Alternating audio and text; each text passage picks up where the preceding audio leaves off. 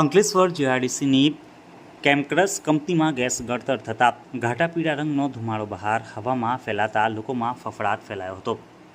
અંકલેશ્વર જીઆઈડીસીમાં આવેલ કેમક્રસ એન્ટરપ્રાઇઝ કંપનીમાં week nitric એસિડની oxidation પ્રક્રિયા ચાલી રહી હતી। તે સમય દરમિયાન અચાનક પ્રેશર વધતા પાઇપલાઇનમાં રપ્ચરને લઈ બે પાઇપ જોઈન્ટ વચ્ચે લાગેલી ગાસ્કેટ ફાટી ગઈ હતી, જે ફાટવાની સાથે જ અંદર રહેલા નાઇટ્રિક એસિડનો ગેસ લીક થયો હતો અને જોતજોતામાં પીળા રંગના ઘાટ ગેસના ગોટે ગોટા વછૂત્યા હતા।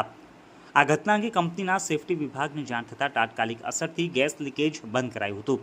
આ ઘટનાની જાણ ડીપીએમસી ફાયર ટીમને થતાં ફાયર કાફલો પણ તાત્કાલિક ઘટના સ્થળ ઉપર દોડી આવ્યો હતો। જોકે ફાયરની ટીમ પહોંચે એ પહેલાં જ સ્થિતિ ગણતરીના સમયમાં જ કાબૂમાં આવી ગઈ હતી। આ ઘટનામાં સદનસીબે કોઈ જાનહાનિ સર્જાઈ ન હતી। જોકે હવામાં પીળા ઘાત નાઇટ્રિક એસિડના આવરણ છવાઈ જતા લોકોમાં એક સમયે ફફડાટ ફેલાયો હતો। આ ઘટના અંગે director of industrial safety and health ભરૂચના દિલીપકુમાર વસાવાના જણાવ્યા અનુસાર ગેસ ગળતરમાં કોઈ જાનહાનિ થઈ ન હતી। વીક નાઇટ્રિક એસિડની ઓક્સિડેશન પ્રક્રિયા દરમિયાન પ્રેશર વધતા રપ્ચર થતાં પાઇપલાઇન ગાસ્કેટ ફાટતા ગેસ લીકેજ થયું હતું, પરંતુ ગણતરીના સમયમાં કંટ્રોલમાં સ્થિતિ આવી ગઈ હતી।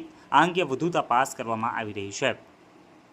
અંકલેશ્વર જીઆઈડીસીમાં આવેલ કેમક્રસ કંપની એન્ટરપ્રાઇઝ કંપનીમાં પ્લોટ નંબર 4712માં અચાનક ચોથે માળે આવેલ ગેસ વાલ્વ લીક થવાથી ગેસ વાયુ લીકેજ થયેલ છે।